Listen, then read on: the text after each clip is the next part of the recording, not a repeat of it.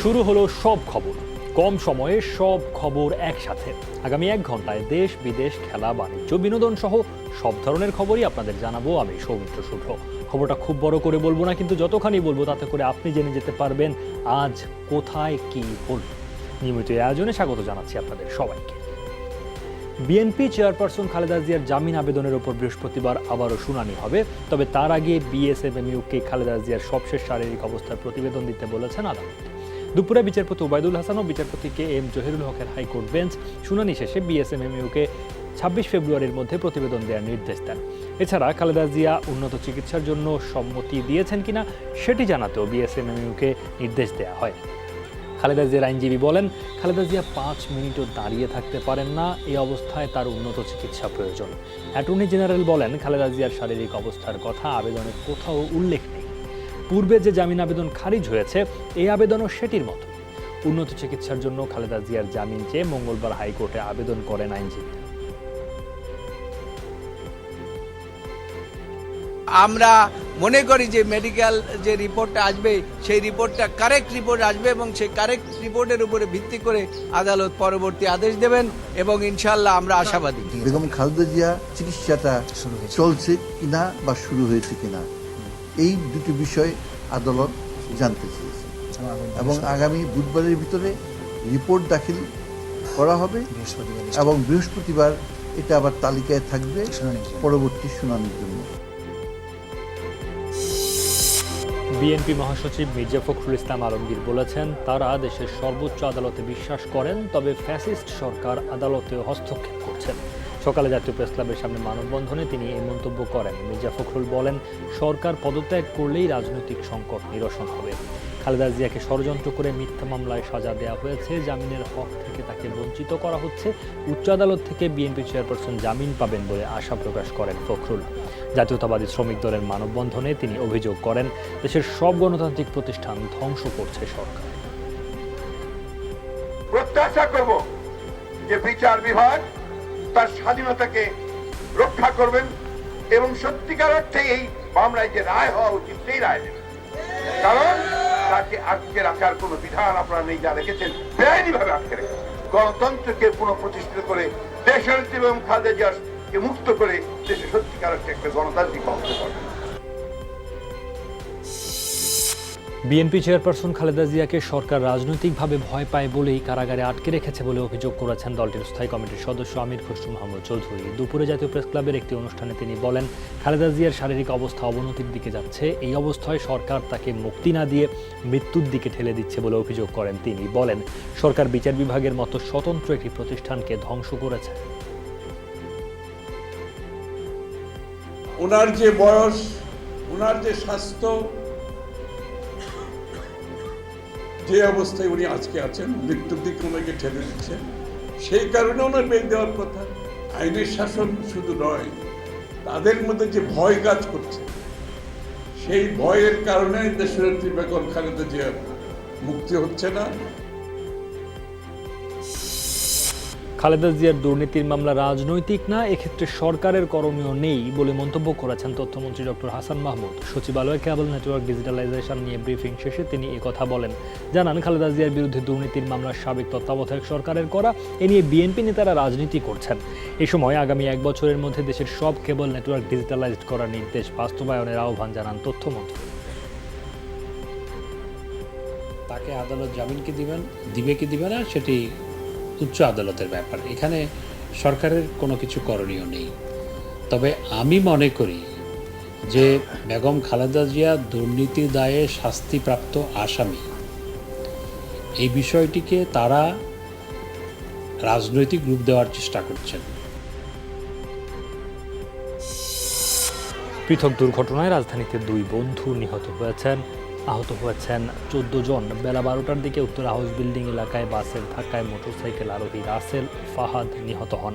আর বেলা 12:15টার দিকে একটি private car নিয়ন্ত্রণ হারিয়ে কুর্মিটোলা হাসপাতালের সামনে অপেক্ষারত পথচারীদের উপর উঠে যায়।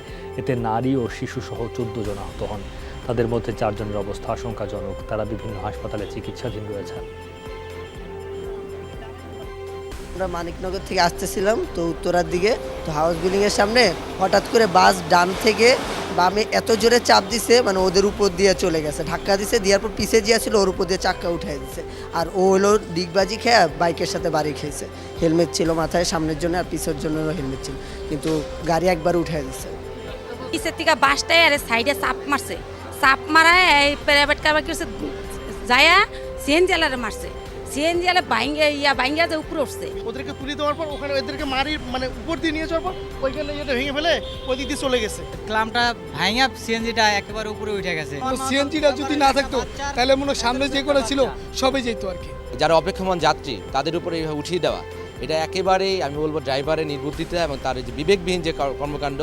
এবং ইতোমধ্যে ড্রাইভার এবং সেই যে প্রাইভেট কার সেগুলো আমরা আটক করেছি এবং এই ড্রাইভারের বিরুদ্ধে যথাযথ আইনগত পদক্ষেপ চলমান রয়েছে এবং তার বিরুদ্ধে আইনগত ব্যবস্থা নেওয়া।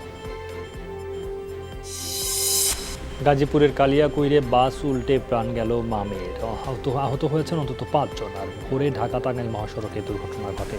পুলিশ জানায় আজমেরি পরিবহনের যাত্রীবাহী একটি বাস নূরবাগ এলাকায় পৌঁছালে চালক নিয়ন্ত্রণ হারালে উল্টে যায়। ঘটনাস্থলে গৃহবধূ ফাতেমা বেগম ও তার ৯ মাসের শিশুকন্যা আরবির মৃত্যু হয়। নিহতদের বাড়ি কালিয়াকৈরের পূর্ব চান্দরায়। দুর্ঘটনা কবলিত বাসটি জব্দ করা হয়েছে, তবে পলাতক চালক হেলপার। এদিকে কুষ্টিয়ার মিরপুরে ট্রাকের ধাক্কায় ভ্যান চালকের মৃত্যু হয়েছে। রাজধানীর যানজট কমাতে প্রাতিষ্ঠানিক বিকেন্দ্রীকরণের বিকল্প নেই বলে মন্তব্য করেছেন পরিকল্পনা মন্ত্রী এম এ মান্নান। উন্নয়ন কাজের জন্য বিদেশিদের কাছ থেকে ঋণ নিলে তাদের শর্ত মেনেই কাজ করতে হয়, তাই কিছু জটিলতা হয় বলে মন্তব্য করেন তিনি। দুপুরে কৃষি ইনস্টিটিউশনে ঢাকার পরিবহন ব্যবস্থা ও যানজট বিষয়ক এক সেমিনারে এসব কথা বলেন তিনি। অনুষ্ঠানে অংশ নেওয়া প্রকৌশলীরা নির্মিতব্য এমআরটির কার্যকারিতা নিয়ে প্রশ্ন তোলেন। বিপুল ব্যয়ের এই প্রকল্প থেকে শুধুমাত্র 10% মানুষ সেবা পাবে বলে জানান প্রকৌশলীরা।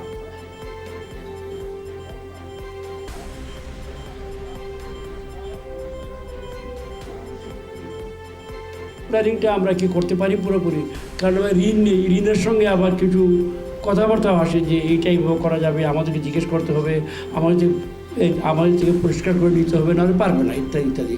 এবং এতজন তোমরা এটা বলে না মুখে, বাট এটা মানে এটা বলা হয় যে তোমাদের কনসালটেন্ট কিছু বিশেষায়িত ব্যক্তিবর্গ আছে, তোমরা পারবে না, এটা বলে না, কিন্তু এটা লিখিত থাকে যে তোমাদেরকে নিতে হবে। এই সকল নানা সমস্যা এখানে কাজ করে দেখা যাচ্ছে। রাষ্ট্রপতি মোহাম্মদ আব্দুল হামিদ বলেছেন, সেনাবাহিনীকে যুগোপযোগী ও শক্তিশালী করতে সব পদক্ষেপ নিয়েছে সরকার। সর্বাধুনিক যুদ্ধাস্ত্র যুক্ত হওয়ায় বেড়েছে অভিযানিক ক্ষমতা। চট্টগ্রামে এয়ার ডিফেন্স রেজিমেন্ট আর্টিলারির জাতীয় পতাকা প্রদান অনুষ্ঠানে এসব কথা বলেন তিনি। দেশের স্বাধীনতা ও সার্বভৌমত্ব রক্ষায় সশস্ত্র বাহিনীকে সর্বোচ্চ ত্যাগের জন্য প্রস্তুত থাকার আহ্বান জানান রাষ্ট্রপতি। উন্নত বিশ্বের সাথে তাল মিলিয়ে বর্তমান সরকার সেনাবাহিনীতে আধুনিক বিভিন্ন যুদ্ধাস্ত্র, আর্টিলারি গান এবং মডার্ন ইনফ্যান্ট্রি গ্যাজেট ইত্যাদি সংযোজন করে সেনাবাহিনীর আভিযানিক সক্ষমতাকে বহুলাংশে বৃদ্ধি করেছে। মাতৃভূমির অখণ্ডতা রক্ষার পাশাপাশি জাতীয় যে কোনো প্রয়োজনে সেনাবাহিনীকে সর্বোচ্চ ত্যাগ স্বীকারে সদা প্রস্তুত থাকতে হবে। এখন থেকে প্রয়োজনীয় কারিগরি এবং পেশাগত জ্ঞান অর্জনের উপর বিশেষ গুরুত্ব আরোপ করতে হবে। নির্বাচনের প্রচারণায় পোস্টার ব্যবহার বন্ধে নির্বাচন কমিশন আচরণবিধি সংশোধন করা হবে বলে জানিয়েছেন প্রধান নির্বাচন commissioner K M Nurul Huda. সকালে নির্বাচন কমিশনে ঢাকা 10 উপনির্বাচনের প্রার্থীদের নিয়ে মতবিনিময় সভায় তিনি একথা জানান। ঢাকা 10 আসনের উপনির্বাচনে মোটরসাইকেল ছাড়া অন্যান্য সব ধরনের যানবাহন চলাচল করতে পারবে। সিইসি আরও জানান, উপনির্বাচনের প্রার্থীরা কেবল কমিশন নির্ধারিত 21টি স্থানে পোস্টার লাগাতে পারবেন। চট্টগ্রাম সিটি নির্বাচনে বিএনপির মেয়র প্রার্থী নিয়ে তৈরি হয়েছে নানা জল্পনা কল্পনার। আলোচনায় আছেন মহানগর বিএনপির সভাপতি, সাধারণ সম্পাদক সহ কয়েকজন নেতা।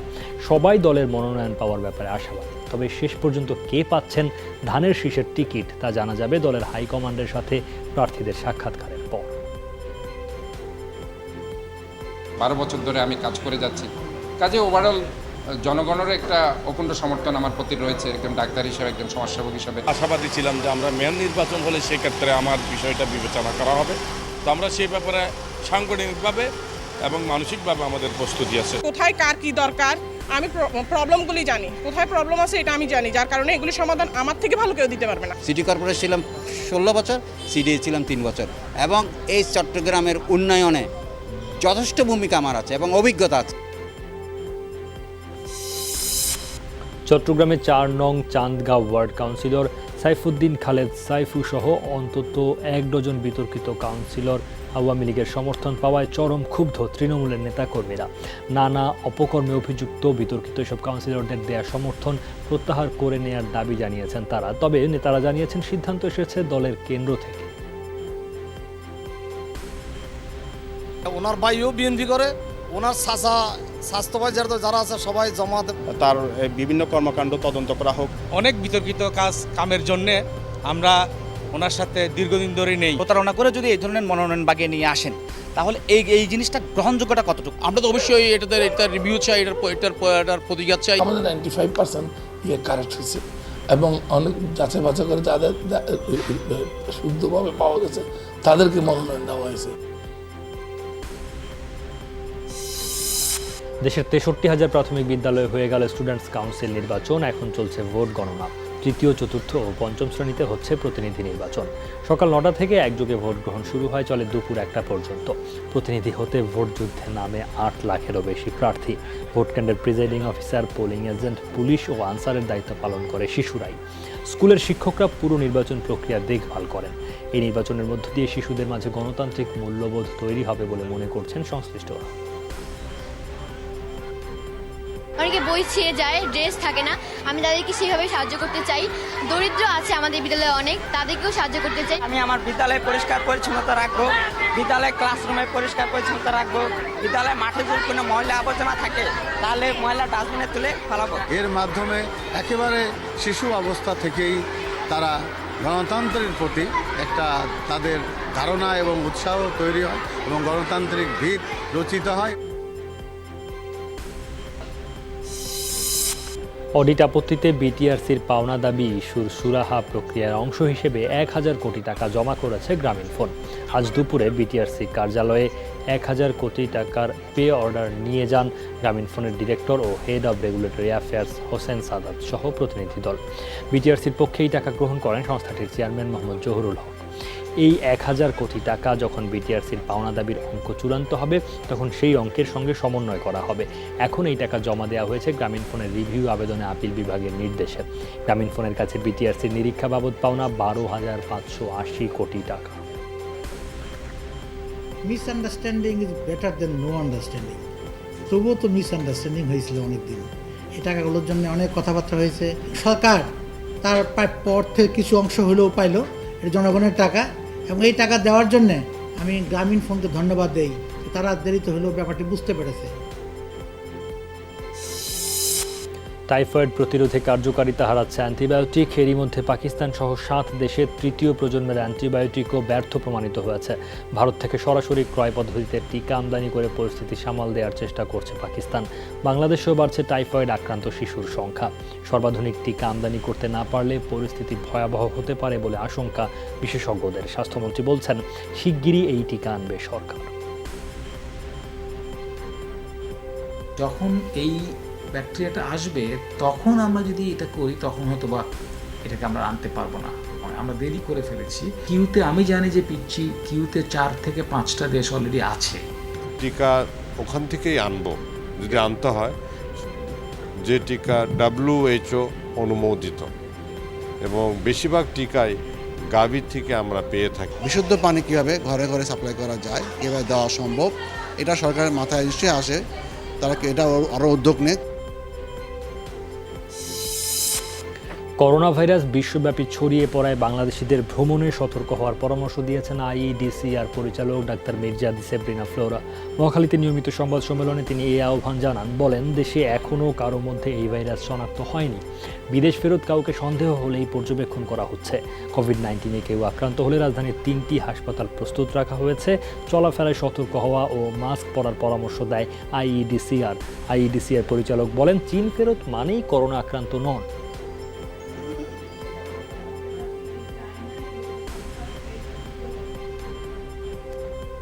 আরও 2টো দেশ নতুন সংযোজিত হয়েছে। লেবানন এবং ইসরায়েল, এখানেও নতুন রোগী শনাক্ত হয়েছে। তো সর্বমোট এখন দেশের সংখ্যা চায়না ছাড়া 28টি। আমরা মনে করি এখন যে কোনো দেশেই ভ্রমণের ক্ষেত্রে সাবধানতা অবলম্বন করা ভালো। হাতের নাগালে আসেনি ক্রেতার অতি প্রয়োজনীয় পণ্য পেঁয়াজের দাম। দেশি পেঁয়াজের কেজি এখনও 100 টাকার বেশি। সরবরাহ বাড়াতে বাজারে ইতিবাচক ভূমিকা রাখে চীনা পেঁয়াজ, কিন্তু করোনা ভাইরাসের প্রকোপে বন্ধ হয়ে গেছে চীন থেকে পেঁয়াজ আমদানি।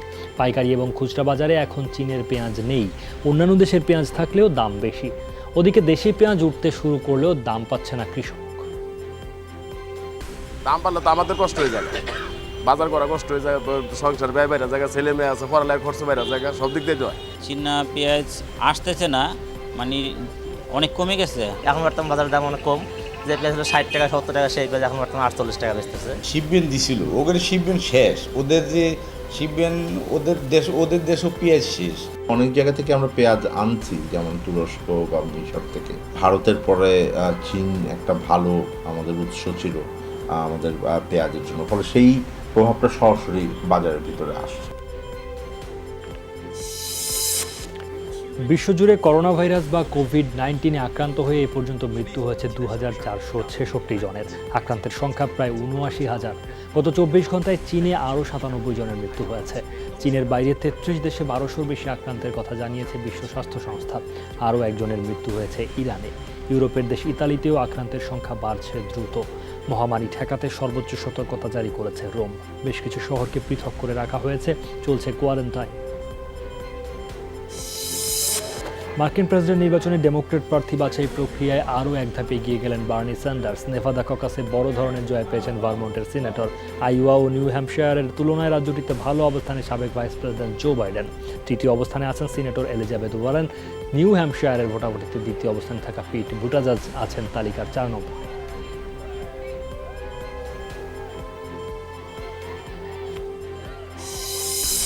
ভারত সফরে ধর্মীয় স্বাধীনতা, প্রতিবেশী পাকিস্তানের সাথে সম্পর্ক উন্নয়ন এবং বাণিজ্যিক ইস্যুতে কথা বলতে পারেন মার্কিন প্রেসিডেন্ট ডোনাল্ড ট্রাম্প। রোববার হোয়াইট হাউসের কর্মকর্তারা এই ইঙ্গিত দেন। মাত্র 34 ঘন্টার সফর উপলক্ষে এরই মাঝে নিরাপত্তার চাদরে ঢেকে দেওয়া হয়েছে আহমেদাবাদ সহ বিভিন্ন শহর। প্রায় 5000 নিরাপত্তা কর্মী ও আধা সামরিক বাহিনীর 10টি প্লাটুন মোতায়েন করা হয়েছে বিভিন্ন পয়েন্টে। গুজরাট পৌঁছে আহমেদাবাদের নমস্তে ট্রাম্প সমাবেশে যোগ দেবেন ট্রাম্প। ঢাকা টেস্টের খবর। দ্বিতীয় দিন শেষে জিম্বাবুয়ের চেয়ে 25 রানে পিছিয়ে আছে বাংলাদেশ। জিম্বাবুয়ের 265 রানের জবাবে দিন শেষে 3 উইকেটে 240 রান তুলেছে টাইগাররা। এর আগে আবু জায়েদ রাহির ক্যারিয়ার সেরা বোলিং, 265 রানে গুটিয়ে যায় জিম্বাবুয়ের ইনিংস। আগের দিনে 228 রান নিয়ে খেলা শুরু করেন দুই অপরাজিত ব্যাটসম্যান চাকাওয়া ও আর তিরিপানো। 37 রানের মধ্যে শেষ 4 উইকেট তুলে নেন রাহি ও তাইজুল। জবাবে দলীয় 18 রানে উইকেটের পেছনে ক্যাচ দিয়ে ফেরেন সাইফ হাসান। তবে এদিন 27 রান করতেই আন্তর্জাতিক ক্রিকেটের সব ফরম্যাট মিলিয়ে 13,000 রানের মাইলফলক স্পর্শ করেন তামিম ইকবাল। ক্যারিয়ার সর্বোচ্চ 71 রান করেন শান্ত। তামিমের ব্যাট থেকে আসে 41। দিন শেষে মমিনুল 56 ও মুশফিক 21 রানে অপরাজিত আছেন। ব্রাজিলিয়ান ফুটবল তারকা মার্তা ভিয়েরা ডি সিলভাকে এবার বিশ্ব দেখবে একেবারেই ভিন্ন রূপে। পায়ে ফুটবল নয়, বরং সাম্বা কুইন হিসেবে যোগ দিলেন জিও কার্নিভালে।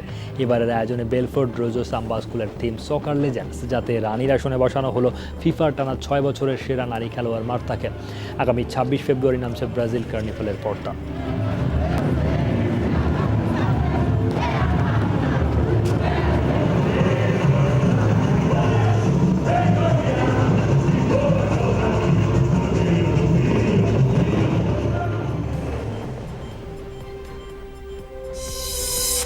সদ্য প্রয়াত ভারতের আইকনিক ফ্যাশন ডিজাইনার ওয়েন্ডেল রড্রিক্সকে সম্মাননা জানালেন প্রিয়াঙ্কা চোপড়া। মুম্বাই অনুষ্ঠিত ব্লেন্ডার প্রাইড ফ্যাশন ট্যুরের ফিনালেতে এই তারকা ছিলেন শো স্টপার। 2008 সালে মুক্তি পাওয়া ফ্যাশন চলচ্চিত্রের জন্য একসাথে কাজ করেন প্রিয়াঙ্কা রড্রিক্স জুটি। চলতি মাসেই গোয়ার নিজ বাড়িতে শেষ নিঃশ্বাস ত্যাগ করেন 59 বছর বয়সী ডিজাইনার। তিনি ভারতের 4র্থ সর্বোচ্চ সম্মাননা পদ্মশ্রী পুরস্কারে ভূষিত হয়েছিলেন। বাংলাদেশিদের জন্য দ্রুত উন্মুক্ত হবে মালয়েশিয়ার শ্রমবাজার। প্রবাসী কল্যাণ মন্ত্রীর সাথে বৈঠক শেষে এই আশ্বাস দেন দেশটির মানব সম্পদ মন্ত্রী একুলা সানাগার। পদ্ধতি নিয়ে আলোচনা হবে যৌথ ওয়ার্কিং কমিটির বৈঠকে। আর প্রবাসী কল্যাণ মন্ত্রী বলেন, বাজার খোলার ব্যাপারে একমত দুদেশ, শ্রমিকের সাথে এবার গৃহকর্মীও। এর আগে পররাষ্ট্রমন্ত্রীর সাথে বৈঠকে অভিবাসন ব্যয় নিয়ন্ত্রণে গুরুত্ব দেন মালয়েশিয়ার মানব সম্পদ মন্ত্রী।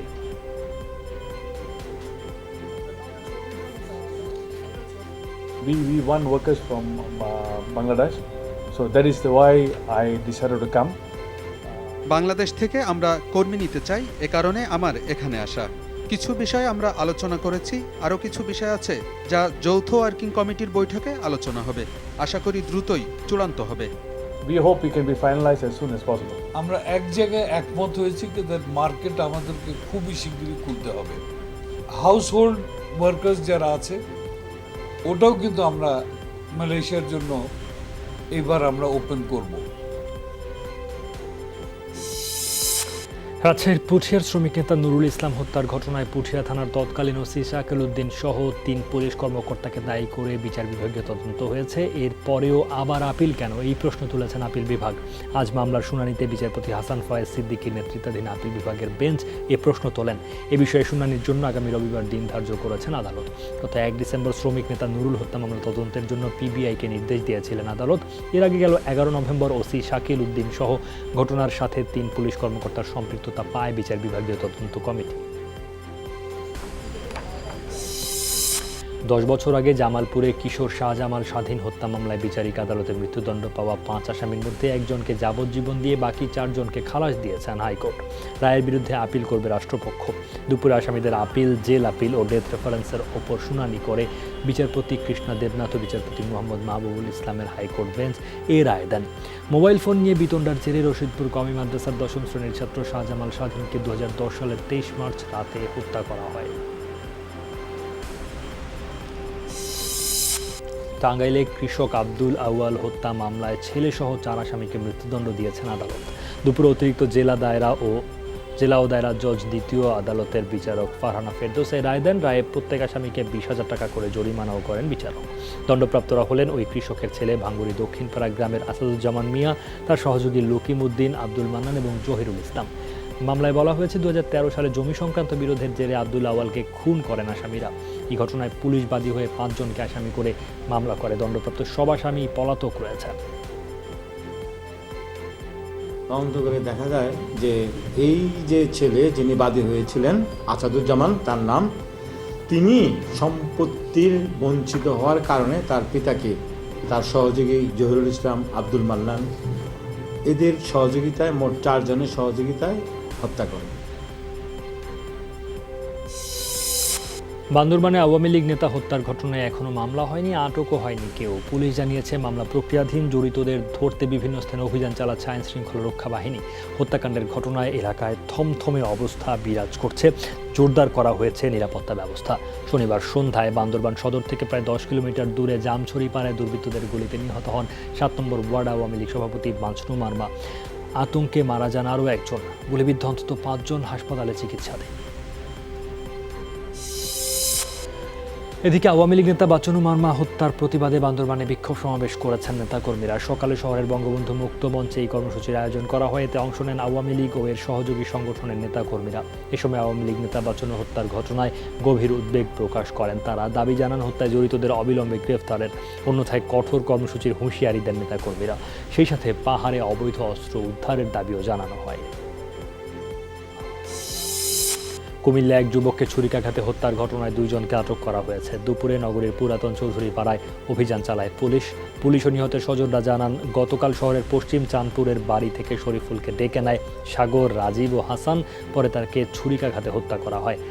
ছুরিকাঘাত করা হয়, গুরুতর অবস্থায় উদ্ধার করে স্থানীয় হাসপাতালে নেওয়া হয় শরীফুলকে। পরে চিকিৎসকের পরামর্শ অনুযায়ী ঢাকায় নেয়ার পথে তার মৃত্যু হয়। আটক যুবক রাজীব ও হাসানকে পুলিশ হেফাজতে রাখা হয়েছে। টেকনাফে কথিত বন্দুকযুদ্ধে মানব পাচার মামলার পলাতক আসামির মৃত্যুর দাবি করেছে পুলিশ। ভোরাতে টেকনাফের বাহারছড়া নোয়াখালী পাড়া এলাকায় বন্দুকযুদ্ধের ঘটনা ঘটে। পুলিশের ভাষ্য, সম্প্রতি মালয়েশিয়াগামী ট্রলার ডুবি ও মৃত্যুর ঘটনার পলাতক আসামি আব্দুস সালাম সহ কয়েকজন নোয়াখালী পাড়ায় অবস্থান করছে এমন খবরে অভিযানে যায় পুলিশ। এ সময় পুলিশকে লক্ষ্য করে গুলি ছোঁড়ে মানব পাচারকারীরা। আত্মরক্ষায় পুলিশও পাল্টা গুলি ছুঁড়লে পালিয়ে যায় পাচারকারীরা। ঘটনাস্থল থেকে গুলিবিদ্ধ আব্দুস সালামকে উদ্ধার করে হাসপাতালে নেয়ার পর মৃত ঘোষণা করেন চিকিৎসক। মানব পাচার আইনের 3টি মামলার আসামি আব্দুস সালাম।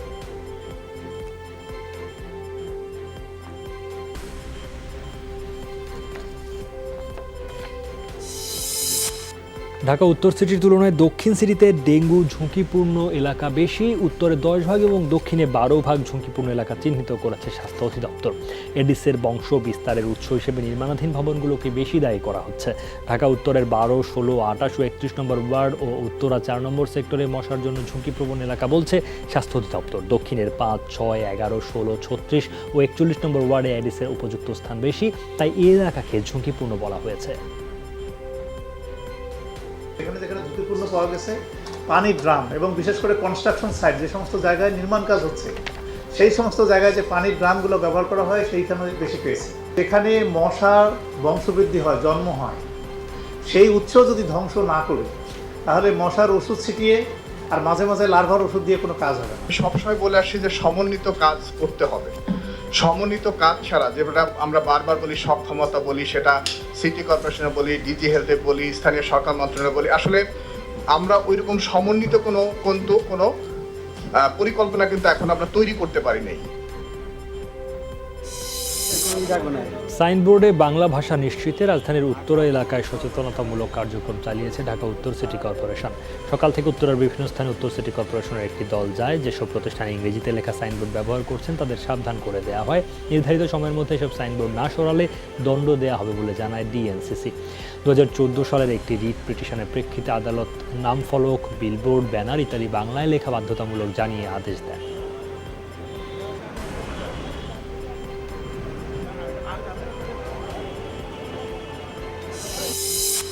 শহীদ মিনার না থাকে আন্তর্জাতিক মাতৃভাষা দিবসে শ্রদ্ধা নিবেদন করতে পারেননি খাগড়াছড়ির বেশিরভাগ শিক্ষার্থী। কোথাও কোথাও অস্থায়ী বেদিতে ফুল দেওয়ার আয়োজন করা হয়। জেলার প্রায় 600 প্রাথমিক শিক্ষা প্রতিষ্ঠানের সবকটিতে দিবসটি পালনের নির্দেশনা থাকলেও তা মানা হয়েছে মাত্র 36টি শিক্ষা প্রতিষ্ঠানে। জীর্ণ স্মৃতির মিনারে প্রতি বছর এমন দায়সারা অনুষ্ঠানে নেই ভাষা আন্দোলনের ইতিহাস জানার সুযোগ। আমাদের স্কুলে শহীদ মিনার নাই, কিন্তু থাকলে ভালো হতো। আমরা স্কুলে একটা শহীদ মিনার চাই। যদি স্কুলে শহীদ মিনার থাকতো আমরা শহীদ মিনারতে ফুল দিতে পারতাম। ছোটকাল থেকে যে ভাষা শহীদদের প্রতি ফুল দিয়ে শ্রদ্ধা জানানো, এই বিষয়গুলি যদি শহীদ মিনারের কার্যক্রমের মাধ্যমে শুরু হয় তাহলে আমাদের শিক্ষার্থীদের এটা আরো বেশি মনে থাকবে। এই যে দুর্গম এলাকায় যে সমস্ত স্কুলগুলি রয়েছে, শিক্ষা প্রতিষ্ঠানগুলি রয়েছে, প্রত্যেকটি প্রতিষ্ঠানে এই শহীদ মিনার থাকা প্রয়োজন। দেশের বাজারে এলো স্যামসাংয়ের গ্যালাক্সি S20 এবং S Ultra। ডিভাইস দুটি দুর্দান্ত ক্যামেরায় ছবি তোলার ক্ষেত্রে নতুন ইতিহাস গড়বে বলে জানিয়েছে প্রতিষ্ঠানটির কর্মকর্তারা। সকালে ডিভাইস দুটি দেশের বাজারে উন্মুক্ত করা হয়। অসাধারণ টেলিফটো লেন্স ব্যবহার করা হয়েছে। এতে ছবি তুলতে পাওয়া যাবে 100 গুণ জুম সুবিধা। ভিডিও ধারণ করা যাবে 8K রেজুলেশনে। মাত্র 10,000 টাকায় প্রি অর্ডার করা যাবে। এর বাজার মূল্য 99,999 টাকা ও 1,29,999 টাকা।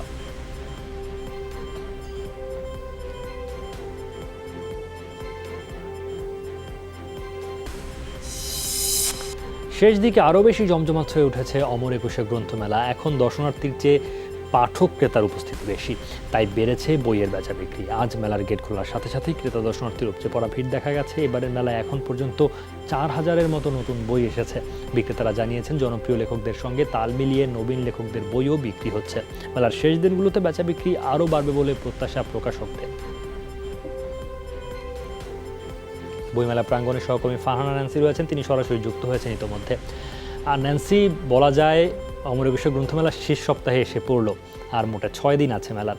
শেষ সময়ে পাঠক দর্শনার্থীদের যে সমাগম, সেখান থেকে এই যে এত এত বই আসছে, সেগুলোর ব্যাপারে প্রতিক্রিয়া কেমন পাচ্ছেন আপনারা?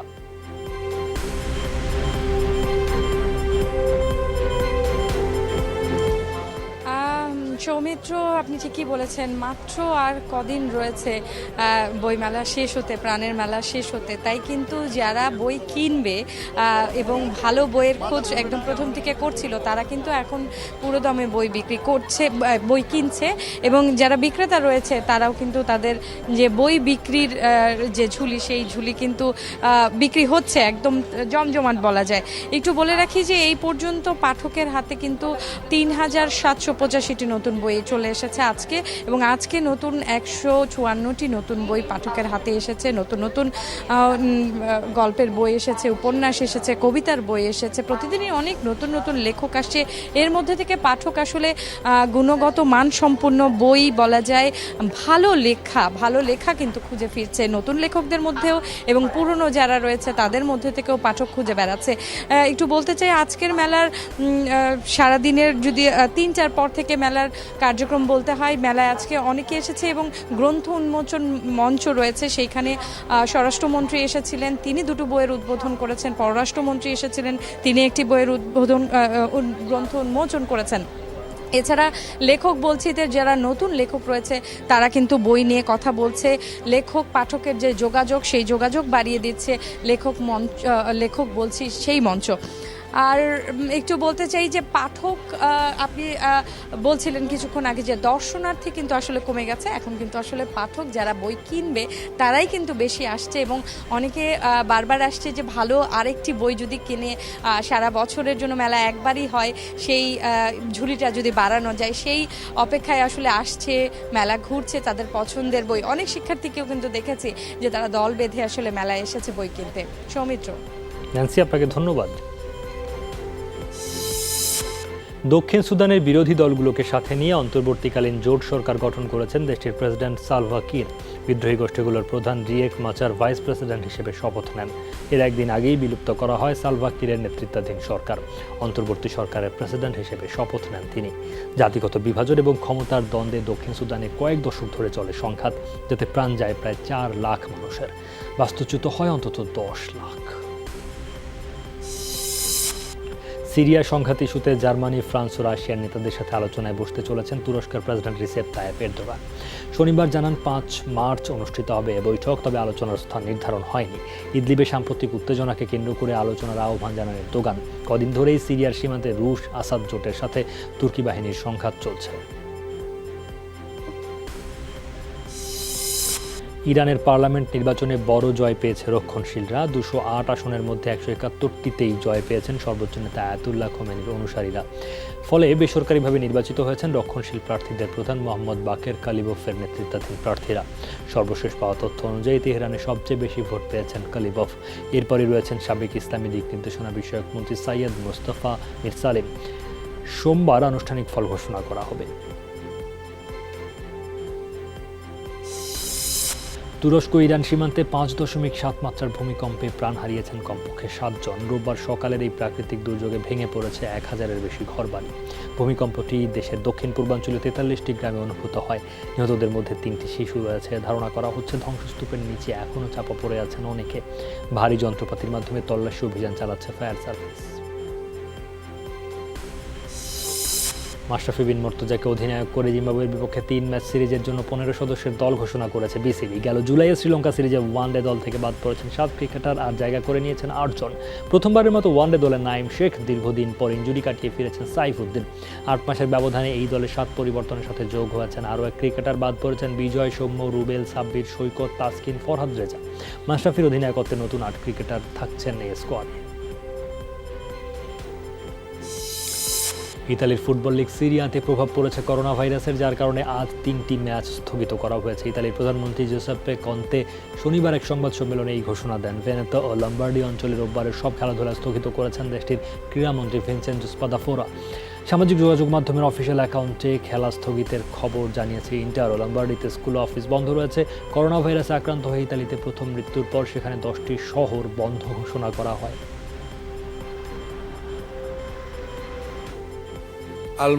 আমি ঘোষণা দিচ্ছি এবং একই সাথে ক্রীড়ামন্ত্রীর সাথে একমত।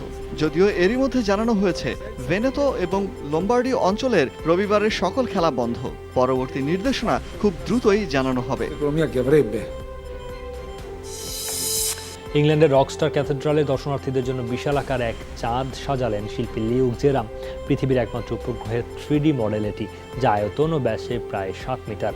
নাসার সবশেষ তথ্য অনুসারে বানানো হয়েছে চাঁদটি, যাতে উপগ্রহের 5 কিলোমিটার এলাকার সব খুঁটিনাটি তুলে ধরা হয়েছে। মিউজিয়াম অব দ্য মুন এর হিসেবে মাত্র 4 দিনে চাঁদটি দেখতে এসেছেন কমপক্ষে 33,000 মানুষ। শুরু হলো লেখক মনীষী আহমদ সফার ওপর Ahmad Safa the thinker of a nation শিরোনামে একটি পূর্ণদৈর্ঘ্য ডকুমেন্টারি ফিল্মের কাজ। তথ্যচিত্রটি প্রযোজনা ও পরিচালনা করছেন নির্মাতা সন্দীপ বিশ্বাস। আহমদ সফা তার মৃত্যুর আগে ঢাকার বাংলা মোটরে যে বাড়িতে বসবাস করতেন সেই বাড়িতেই শুরু হলো তথ্যচিত্রটির প্রথম আনুষ্ঠানিক শুটিং। 21 ফেব্রুয়ারি সকাল 11টায় শুটিংয়ের উদ্বোধন করেন কবি ও চলচ্চিত্র নির্মাতা টোকন ঠাকুর। তথ্যচিত্রটিতে আহমদ সফার জীবন ও কর্ম, উপন্যাস, প্রবন্ধ, ছোট গল্প, কবিতা, অনুবাদ এবং গানের বিভিন্ন গুরুত্বপূর্ণ অংশ উঠে আসবে। এছাড়া স্মৃতিচারণ করবেন আহমদ সফার অনুসারী ঘনিষ্ঠজনরা। প্রকল্প নেওয়ার সময় এমনভাবে নিতে হবে যাতে একটি অন্যটির পরিপূরক হিসেবে কাজ করে। সকালে প্রধানমন্ত্রীর কার্যালয়ে অনুষ্ঠিত সমন্বিত উন্নয়ন পরিকল্পনার উপর গুরুত্ব আরোপ করে প্রধানমন্ত্রী শেখ হাসিনা এই কথা বলেন। সকালে ঢাকা এলিভেটেড এক্সপ্রেসওয়ে পিপিপি প্রকল্পের সোনারগাঁ বুয়েট লিংকের হাতিরঝিল অংশের পুনঃ অ্যালাইনমেন্টের উপস্থাপনা পর্যবেক্ষণ করেন প্রধানমন্ত্রী। এ সময় নতুন অ্যালাইনমেন্টে সম্মতি দেন তিনি। দেশপ্রেমিক মানুষ হিসেবে গড়ে উঠতে তরুণ প্রজন্মকে বঙ্গবন্ধু জীবন আদর্শ থেকে শিক্ষা গ্রহণের আহ্বান জানিয়েছেন স্পিকার শিরিন শারমিন চৌধুরী। দুপুরে জাতীয় প্রেসক্লাবে শেখ মুজিবুর রহমানের বঙ্গবন্ধু উপাধি প্রাপ্তি দিবসের আলোচনা সভায় তিনি একথা বলেন। শিরিন শারমিন চৌধুরী বলেন, বঙ্গবন্ধু আপোষহীন নেতা ছিলেন। তিনি দেশের মানুষের অধিকার প্রতিষ্ঠায় জীবনভর কাজ করে গেছেন। অনুষ্ঠানে আওয়ামী লীগের উপদেষ্টা মণ্ডলীর সদস্য তোফায়েল আহমেদ বলেন, বঙ্গবন্ধুর বিচক্ষণতায় দেশের মানুষ স্বাধীনতার স্বাদ পেয়েছে সার্বভৌম ভূখণ্ড। সবাইকেই আমাদের বারবার ফিরে যেতে হবে 48 থেকে 52 ভাষা আন্দোলনের কাছে, ফিরে যেতে হবে 54 যুক্ত ফ্রন্ট 66 6 দফার কাছে, ফিরে যেতে হবে 69 গণ অভ্যুত্থানের কাছে, 71 রক্তক্ষয়ী মুক্তিযুদ্ধ স্বাধীনতা সংগ্রামের কাছে, ফিরে যেতে হবে জাতির পিতা বঙ্গবন্ধুর কাছে। অনলাইনের মাধ্যমে 4টি সেবা কার্যক্রম শুরু করছে সংস্কৃতি মন্ত্রণালয়। সংস্কৃতি প্রতিমন্ত্রী কে এম খালিদ আজ সচিবালয়ে এই ডিজিটাল সেবা কার্যক্রমের উদ্বোধন করেন। সেবাগুলোর মধ্যে রয়েছে বিদেশি শিল্পী, সাংস্কৃতিক ব্যক্তিত্ব বা সাংস্কৃতিক দলের অনুমতি প্রদান, প্রত্নতাত্ত্বিক সাইটে শুটিংয়ের জন্য আবেদন, সুফিয়া কামাল জাতীয় গ্রন্থাগারের সদস্য ফর্ম এবং শিক্ষা প্রতিষ্ঠানের ছাত্রছাত্রীদের জাতীয় জাদুঘর পরিদর্শনের জন্য আবেদন। অনুষ্ঠানে জানানো হয়, অনলাইনে আবেদন করলে সরাসরি এই নথি সিস্টেমে চলে আসবে। ডিজিটাল এই কার্যক্রম চালুর ফলে যে কোনো আবেদন দ্রুত নিষ্পত্তি করা সম্ভব হবে। নিয়োগপত্র পেয়েও স্কুলে যোগদান করতে না পারা সরকারি প্রাথমিক সহকারী শিক্ষকরা মানববন্ধন করেছেন জাতীয় প্রেস ক্লাবের সামনে। সকালে এই মানববন্ধনে দাবি করা হয়, 2018 সালের নিয়োগ পরীক্ষায় চূড়ান্তভাবে উত্তীর্ণ 18,000-এর বেশি শিক্ষক গেজেটভুক্ত হলেও হঠাৎই হাইকোর্টের এক রিটে স্থগিত হয়ে যায় যোগদান প্রক্রিয়া। আন্দোলনরত এই শিক্ষকরা বলছেন, দ্রুতই আইনি প্রক্রিয়া নিষ্পত্তি করে তাদের কাজের সুযোগ দেয়া হোক। এই বিষয়ে প্রধানমন্ত্রীর হস্তক্ষেপও চেয়েছেন তারা। টানা 17 দিন পর গোপালগঞ্জ বিজ্ঞান ও প্রযুক্তি বিশ্ববিদ্যালয়ের প্রশাসনিক ও একাডেমিক কার্যক্রম শুরু হয়েছে। 5 মার্চ পর্যন্ত আন্দোলন শিথিল করেছে ইতিহাস বিভাগের শিক্ষার্থীরা। এই ঘোষণার পর খুলে দেওয়া হয় প্রশাসনিক ও একাডেমিক ভবনের প্রধান ফটক। তবে এই সময়ের মধ্যে দাবি না মানলে 6 মার্চ ইউজিসি ভবন ঘেরাও এবং আমরণ অনশনের ঘোষণা দেয় আন্দোলনরতরা। এদিকে নিজ নিজ ক্লাস বন্ধ রেখে প্রশাসনিক ভবনের সামনে অবস্থান কর্মসূচি পালন করেছে শিক্ষার্থীরা। ইন্টারনেট ও ফেসবুকে ডুবে না থেকে দেশের কৃষ্টি সংস্কৃতিকেও জানতে শিক্ষার্থীদের প্রতি আহ্বান জানিয়েছেন সিদ্ধেশ্বরী কলেজের গভর্নিং বোর্ডের সভাপতি নুরুন নবী চৌধুরী শাওন এমপি। দুপুরে সিদ্ধেশ্বরী কলেজের নবীনবরণ অনুষ্ঠানে তিনি এই আহ্বান জানান। বলেন, প্রধানমন্ত্রী ডিজিটাল বাংলাদেশ গড়ে তুলেছেন উন্নত বিশ্বের সাথে প্রতিযোগিতায় টিকে থাকার জন্য। তবে ডিজিটাল সুবিধার অপব্যবহার যাতে না হয় সেদিকে শিক্ষক অভিভাবকদের খেয়াল রাখতে হবে। ইন্টারনেট সুবিধা ভালো কাজে ব্যবহারের পরামর্শ দেন তিনি। সারা রাত তারা সামাজিক যোগাযোগ মাধ্যমে বন্ধু বান্ধব আত্মীয় স্বজনের সাথে তারা ব্যস্ত থাকে, পড়াশোনা বন্ধ রেখে। মনে রাখতে হবে যে আমাদের সেই বালাগান বটমূলে যে আমাদের পূর্বপুরুষরা 600 বছর আগে নদীর তীরে তারা যে বৈশাখী মেলার আয়োজন করত, এই সকল বাঙালির অতীত ঐতিহ্য এগুলো যেন আমরা মনে রাখি। সিরাজগঞ্জের বেলকুচি তামাই গ্রামে প্রতিজ্ঞা বহুমুখী সমবায় সমিতির উদ্যোগে কৃতি ছাত্রছাত্রীদের মাঝে বৃত্তি প্রদান এবং আলোচনা সভা অনুষ্ঠিত হয়েছে। দুপুরে সমিতির নিজস্ব ভবনে এই বৃত্তি প্রদান করেন সিরাজগঞ্জ 5 আসনের সংসদ সদস্য আলহাজ আব্দুল মুমিন মণ্ডল। এ সময় আরও উপস্থিত ছিলেন বেলকুচি থানার অফিসার ইনচার্জ আনোয়ারুল ইসলাম, জেলা সমবায় অফিসার সামিউল ইসলাম, ভাঙ্গাবাড়ি ইউনিয়ন পরিষদের চেয়ারম্যান গাজী খন্দকার ফজলুল হক ভাসানী। প্রতি বছর সমিতির এই বৃত্তি প্রদান অনুষ্ঠান স্থানীয় শিক্ষার্থীদের মাঝে বিশেষ অনুপ্রেরণা যোগায় বলে জানায় স্থানীয়রা। Mymensingh cantonment public school and কলেজের বার্ষিক ক্রীড়া প্রতিযোগিতা অনুষ্ঠিত হয়েছে। সমাপনী দিনে প্রধান অতিথি হিসেবে উপস্থিত ছিলেন ১৯ পদাতিক ডিভিশনের জিওসি ও Ghatail area commander major general Mizanur Rahman Shamim. অনুষ্ঠানে শিক্ষার্থীরা মনোজ্ঞ ডিসপ্লে প্রদর্শন করে। বিভিন্ন ইভেন্টে বিজয়ীদের হাতে পুরস্কার তুলে দেন অতিথিরা।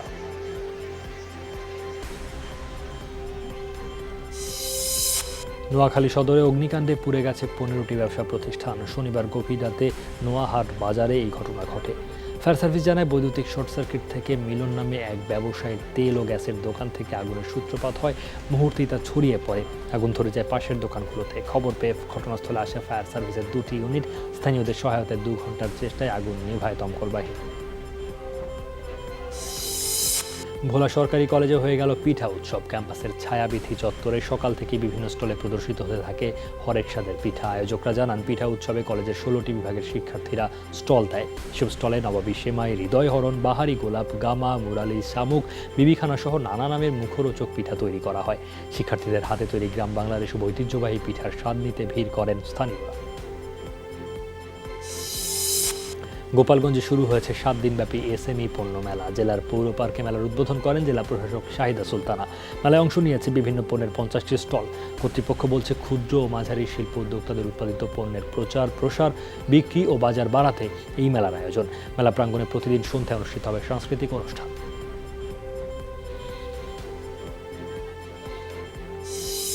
টাঙ্গাইলের কালিহাতীতে যাত্রা শুরু করলো জনতা ব্যাংক লিমিটেডের ৯১৫তম শাখা। দুপুরে উপজেলার রামপুর ভাসানী মার্কেটের ২য় তলায় এই শাখার উদ্বোধন করা হয়। জনতা ব্যাংক লিমিটেডের ময়মনসিংহ বিভাগীয় মহাব্যবস্থাপক মোহাম্মদ কামরুজ্জামান খানের সভাপতিত্বে প্রধান অতিথি ছিলেন টাঙ্গাইল ৪ আসনের সংসদ সদস্য মোহাম্মদ হাসান ইমাম খান সোহেল হাজারি। ভারতীয় চলচ্চিত্রের সর্বোচ্চ সম্মানজনক পুরস্কার দাদা সাহেব ফালকে 2020 জিতেছেন ক্রিশ খ্যাত বলিউড অভিনেতা ঋত্বিক রোশন। গত বছরের ১২ জুলাই মুক্তি পাওয়া সুপার 30 সিনেমার জন্য তার ঝুলিতে যোগ হয়েছে এই পুরস্কার। সিনেমাটি বক্স অফিসে দারুণ ব্যবসা করেছে। সম্প্রতি মুম্বাইয়ে আয়োজিত দাদা সাহেব ফালকে আন্তর্জাতিক চলচ্চিত্র উৎসবে ঋত্বিককে সেরা অভিনেতা হিসেবে ঘোষণা করা হয়। ভারতের প্রখ্যাত গণিতজ্ঞ আনন্দ কুমারের জীবনী নিয়ে নির্মিত হয় সুপার 30 সিনেমাটি। ভারতের চেন্নাইয়ে ইভিপি ফিল্ম সিটিতে কিংবদন্তি চলচ্চিত্র অভিনেতা কমল হাসানের সিনেমা ইন্ডিয়ান 2 এর সেটে ক্রেন দুর্ঘটনায় নিহত ৩ সহকারী পরিচালকের পরিবারের জন্য ১ কোটি রুপি করে ক্ষতিপূরণ ঘোষণা করেছেন কমল হাসান। চেন্নাইয়ের কেএমসি হাসপাতালে দুর্ঘটনায় আহতদের দেখতে গিয়ে কমল হাসান এই ঘোষণা দেন। দুর্ঘটনায় অল্পের জন্য রক্ষা পেয়েছেন কমল হাসান সহ কয়েকজন। তাদের মধ্যে এই চলচ্চিত্রের পরিচালক এস শঙ্কর এবং চিত্রগ্রাহকও রয়েছেন। উদ্বোধন হলো ৭০তম বার্লিন চলচ্চিত্র উৎসব। পুরো অনুষ্ঠান সঞ্চালনা করেন জার্মান অভিনেতা স্যামুয়েল ফিনজি। সহকারী ছিলেন উৎসবের ২ নতুন পরিচালক কার্লো চট্রিয়ান ও ম্যারিয়া ট্রিজেনবেক। উৎসবে জার্মানি ছাড়াও ফ্রান্স, মিশর, ভারত, ইরানের মতো বিভিন্ন দেশের শতাধিক মুভি প্রদর্শিত হবে। তবে উৎসবের শুরুতেই ছড়িয়েছে বিতর্ক। হিটলারের প্রচার বিভাগের কর্মী ছিলেন এমন অভিযোগে উৎসবের প্রতিষ্ঠাতা আলফ্রেড বাওয়ারের নামাঙ্কিত পুরস্কার বাতিল করা হয়েছে।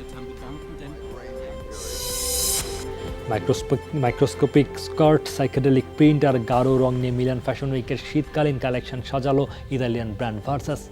র্যাম্প মাতিয়েছেন Kendall Jenner, Irina Shayk, Kaia Gerber, Hadid বন্দের মতো টপ মডেলরা। বেশিরভাগ পোশাকই গুরুত্ব দেওয়া হয় চামড়াকে। অ্যাসিড গ্রিন, চড়া নীল আর লাল রঙকে প্রাধান্য দেন ডিজাইনার। জুতা, ব্যাগ, জ্যাকেট, সোয়েটারে ছিল ব্র্যান্ডের ভি লোগো।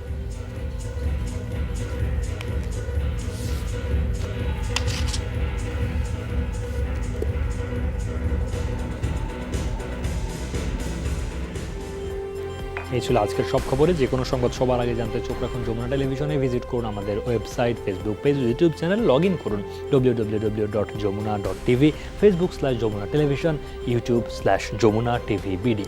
এতক্ষণ সাথে থাকার জন্য সবাইকে ধন্যবাদ।